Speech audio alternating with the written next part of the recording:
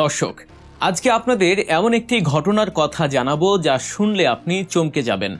রাজনীতির পাশা খেলা কিভাবে উল্টে গিয়ে খোদ রাজনীতিকদেরই গলার কাঁটা হয়ে দাঁড়ায় তার এক জ্বলন্ত উদাহরণ আজ আপনাদের সামনে তুলে ধরব। একদিকে গরুকে মাতা বলে পুজো করা, তাকে রক্ষার নামে চরম উন্মাদনা, আর অন্যদিকে সেই গরুর মাংস বিক্রি করেই বিলিয়ন বিলিয়ন ডলার পকেটে পোড়া। হ্যাঁ, ঠিকই শুনেছেন, ভারতের গরুর রাজনীতির পর্দার আড়ালের এই দ্বিমুখী নীতির এক অবিশ্বাস্য গল্প আজ উন্মোচিত হবে। পুরো বিষয়টি ভালোভাবে বুঝতে এবং এর পেছনের নোংরা রাজনীতির আসল রূপ দেখতে ভিডিওটি একদম শেষ পর্যন্ত দেখার অনুরোধ রইল। আগামী ২৮ মে ভারত জুড়ে উদযাপিত হবে পবিত্র ঈদ উল আজহা। তবে এই ঈদে পশু কোরবানি নিয়ে কঠোর বিধিনিষেধ জারি করেছে পশ্চিমবঙ্গের বিজেপি সরকার। এই বিধিনিষেধকে এবার বৃদ্ধাঙ্গুলি দেখিয়েছেন আমজনতা উন্নয়ন পার্টির প্রধান হুমায়ুন কবির। সেই সঙ্গে মুখ্যমন্ত্রী শুভেন্দু অধিকারীকে পশু কোরবানি নিয়ে হুমকি দিয়েছেন হুমায়ুন। আমরা আইনকে সম্মান জানাচ্ছি।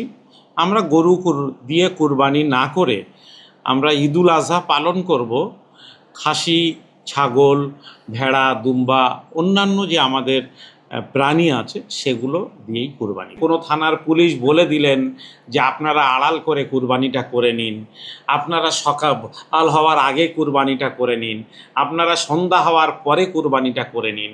আমি গোটা মুসলিম সমাজের কাছে বলবো যে আপনারা অনুগ্রহ করে পুলিশের ওই মৌখিক আশ্বাসে কোনো রকম সাড়া দেবেন না এবং পুলিশের ওই মৌখিক আশ্বাস শুনে আপনারা গরু কুরবানি করতে যাবেন না।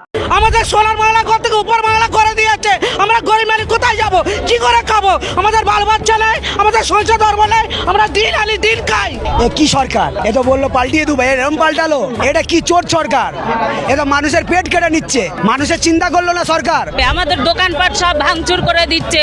তাহলে এই সরকার এসে উন্নতি করবে? কি উন্নতি করবে? জনগণই তো সরকারকে নিয়ে এসছে। হ্যাঁ, যত জল তখন সব তুলে দিয়েছে স্টেশনে। রাজনৈতিক হাতিয়ার, বিশেষ করে পশ্চিমবঙ্গে রাজনৈতিক পট পরিবর্তনের পর থেকে গো রক্ষার নামে উগ্রবাদী গোষ্ঠীগুলোর মাথা চাড়া দিয়ে ওঠার খবর আমরা প্রায়ই দেখি। কিন্তু এবার গরুকে কেন্দ্র করে পশ্চিমবঙ্গে যে রাজনৈতিক চাল চালা হয়েছে তা আক্ষরিক অর্থে বুমেরাং হয়ে ফিরে এসেছে খোদ হিন্দুত্ববাদী রাজনৈতিক দলগুলোর দিকেই। আর এর জেরে ধ্বংসের মুখে এসে দাঁড়িয়েছে রাজ্যের গ্রামীণ অর্থনীতি। এ কি সরকার? এ তো বললো পাল্টিয়ে দেবো, এরকম পাল্টালো। এটা কি চোর সরকার? ঘটনার সূত্রপাত গত 13 মে। হঠাৎ করেই পশ্চিমবঙ্গ রাজ্য সরকার 1950 সালের একটি ঘুমন্ত আইনকে জাগ্রত করে। পশ্চিমবঙ্গ গবাদি পশু জবাই নিয়ন্ত্রণ আইন নামের এই আইনে বলা হয়েছে 14 বছরের কম বয়সী কোনো সুস্থ গরু জবাই করা যাবে না, প্রকাশ্যে কোনো স্থানে কোরবানি দেওয়া যাবে না, আর এই নিয়ম ভাঙলে সোজা 6 মাসের জেল। এই আইন কার্যকর করার পেছনে সবচেয়ে বড় ভূমিকা পালন করেছে রাজ্যের মুখ্যমন্ত্রী বিজেপির শুভেন্দু অধিকারীর নেতৃত্বাধীন একটি গোষ্ঠী। এই আইন পাশের পর চরম উৎসাহে বিজেপির অনেক নেতা কর্মী রাস্তায় নেমে পড়েন। এমনকি প্রকাশ্যে রাস্তায় গরুর জন্ম সনদ বা বার্থ সার্টিফিকেট চেয়ে বসার মতো অদ্ভুত ও হাস্যকর ঘটনারও জন্ম দেয় তারা।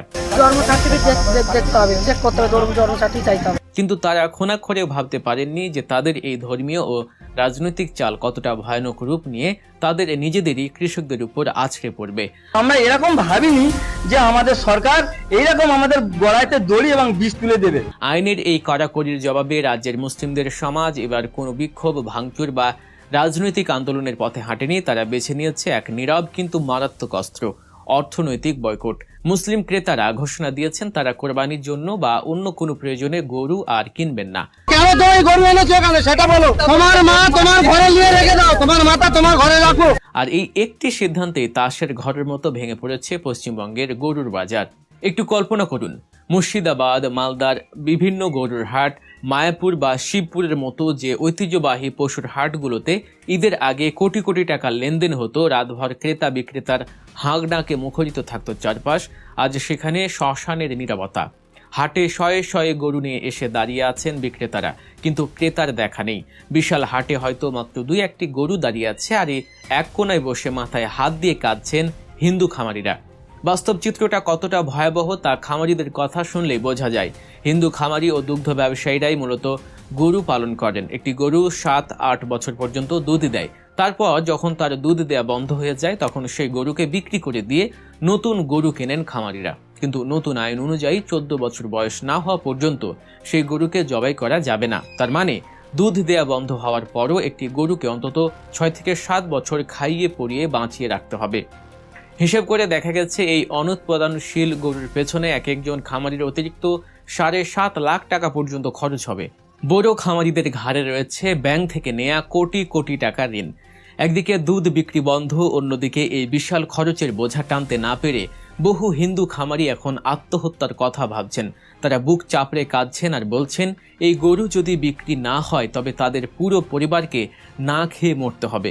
এই সংকট যখন চরমে, তখন ডিজিটাল দুনিয়ায় মুসলিম নেটিজেনরা চালাচ্ছেন আরেক অভিনব প্রচারণা। তারা বলছেন, গরু বিক্রি করে টাকা কামাবে ওরা, আর আইনি বেড়াজালে ফেঁসে জেলে যাব আমরা, তা হবে না। মাকে আপনারা বাড়ি ফিরিয়ে নিয়ে গিয়ে সেবা করুন। মুসলিম ইনফ্লুয়েন্সাররা প্রকাশ্যে আবেদন জানাচ্ছেন, কেউ যেন এবার কোরবানিতে গরু না কেনেন। সামাজিক যোগাযোগ মাধ্যমে মাত্র একদিনেই 40 লাখের বেশি মানুষ এই সংক্রান্ত ভিডিও দেখেছেন। রাজ্যের মোট জনসংখ্যার প্রায় 27% মুসলিম।